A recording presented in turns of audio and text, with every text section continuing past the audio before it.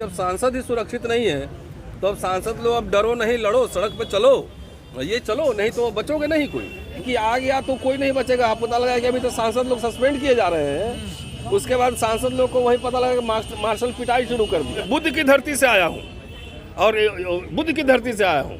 यहाँ क्या हो रहा है, बुद्ध के सारे प्रतीक को जो है ध्वस्त किए जा रहे हैं।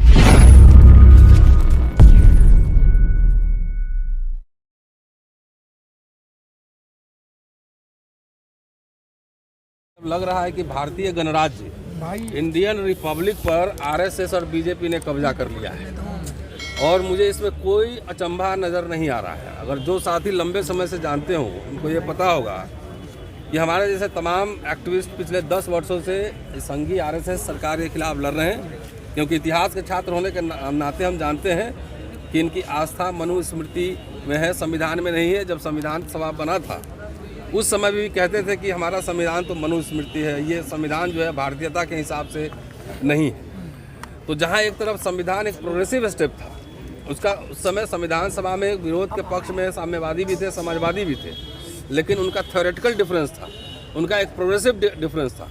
लेकिन इन संघी का आरएसएस वाले जो लोग थे, हिंदुत्वा ब्रिगेड, उनका था कि मनुस्मृति पीछे की ओर चलो।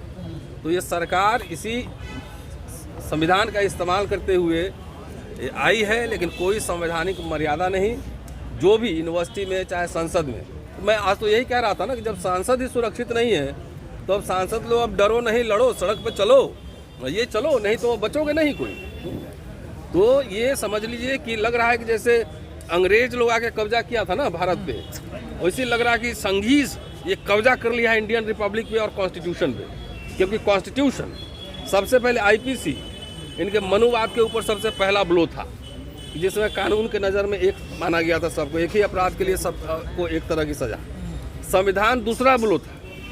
तो इसलिए चाहते हैं कि नेस्तनाबूद कर दे। आप लोग यूनिवर्सिटी आते हैं, देखते नहीं रितु सिंह का मसला है, मेरा घर मेरा कॉलेज और दौलत राम कॉलेज 500 मीटर पर है, 2 कानून वहीं चल रहे हैं विश्वविद्यालय में।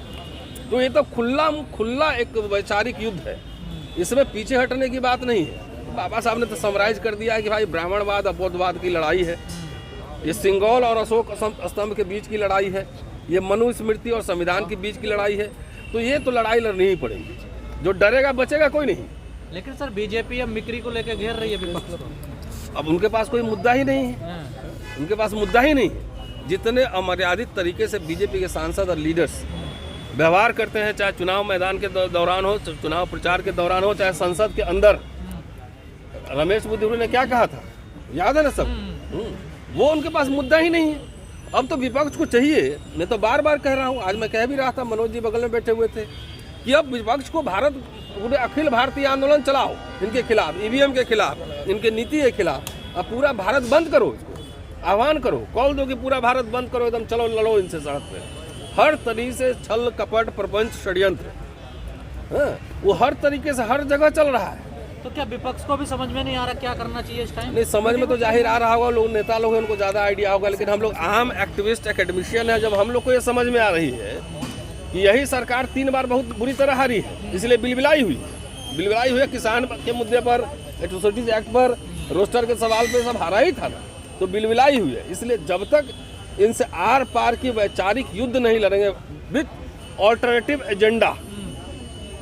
एजेंडा जब तक नहीं लड़ेंगे तब तक इनसे मुक्ति नहीं है। अगर 24 में रिपीट करके देखिए, अब सवाल हमारी नौकरी का सिर्फ नहीं है, सवाल सिर्फ लक्ष्मण रितु सिंह का नहीं है, सवाल प्रमोशन का नहीं है, सवाल छुट्टी का नहीं है, सवाल है कि आ गया तो कोई नहीं बचेगा। आप पता लगा कि अभी तो सांसद लोग सस्पेंड किए जा रहे हैं, उसके बाद सांसद लोग को वही पता लगा कि मार्शल पिटाई शुरू कर दिया।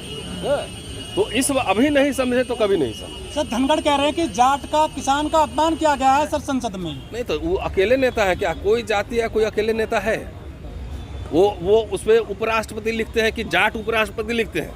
ये तो जाट समुदाय का अपमान धनखड़ ने स्वयं किया है। जाट लोग तो बहादुर लोग होते हैं, योद्धा लोग रहे हैं। ऐसे आरएसएस के और उपराष्ट्रपति के पद पर बैठे हैं और मर्यादा नहीं है, वहाँ पर जाके उनको अब जाट याद आया है। ये वहाँ पे जाके आरएसएस बीजेपी की स्टूज की तरह, चेयरमैन पर्सन की तरह नहीं, स्टूज की तरह वहाँ पे बात कर रहे हैं। राहुल गांधी वीडियो बनाते हैं मिमिक्री का, तो ठीक तो कर रहे हैं, मिमिक्री पूरा संसद को मिमिक्री बना दिया है। चूमे थे जाके संसद भवन को, अब पता लगा कि संसद ही बदल दिए।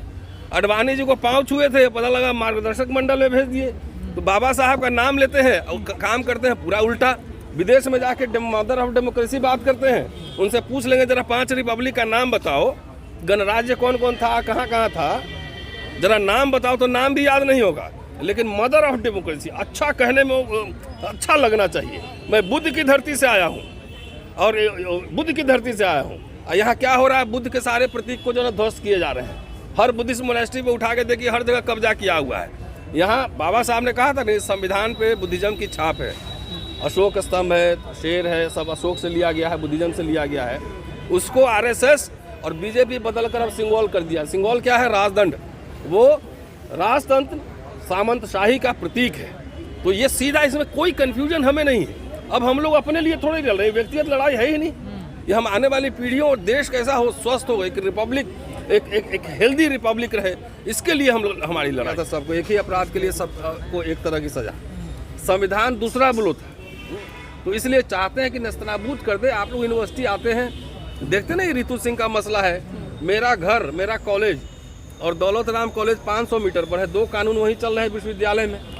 तो ये तो खुला एक वैचारिक युद्ध है, इसमें पीछे हटने की बात नहीं है। बाबा साहब ने तो समराइज कर दिया है कि भाई षड्यंत्र, वो हर तरीके से हर जगह चल रहा है।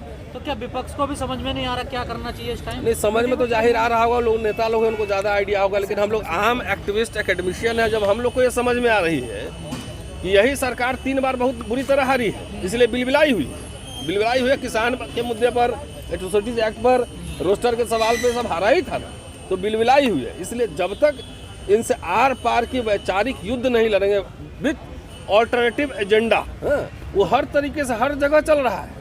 तो क्या विपक्ष को भी समझ में नहीं आ रहा क्या करना चाहिए इस टाइम? नहीं, समझ में तो जाहिर आ रहा होगा, लोग नेता लोग हैं, उनको ज़्यादा आइडिया होगा। लेकिन हम लोग आम एक्टिविस्ट एकेडमिशियन है, जब हम लोग को ये समझ में आ रही है कि यही सरकार 3 बार बहुत बुरी तरह हारी है, इसलिए बिलबिलाई हुई है। किसान के मुद्दे पर, एट्रोसिटीज एक्ट पर, रोस्टर के सवाल पे सब हारा ही था ना, तो बिलबिलाई हुई है। इसलिए जब तक इनसे आर पार की वैचारिक युद्ध नहीं लड़ेंगे विथ ऑल्टरनेटिव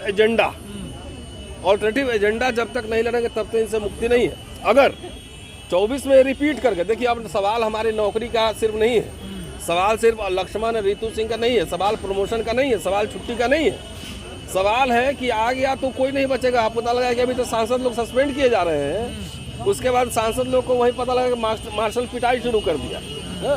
तो इस अभी नहीं समझे तो कभी नहीं समझे। सर, धनखड़ कह रहे हैं कि जाट का, किसान का अपमान किया गया है सर संसद में। नहीं तो वो अकेले नेता है क्या? कोई जाति या कोई अकेले नेता है? वो उसमें उपराष्ट्रपति लिखते हैं कि जाट उपराष्ट्रपति लिखते हैं। ये तो जाट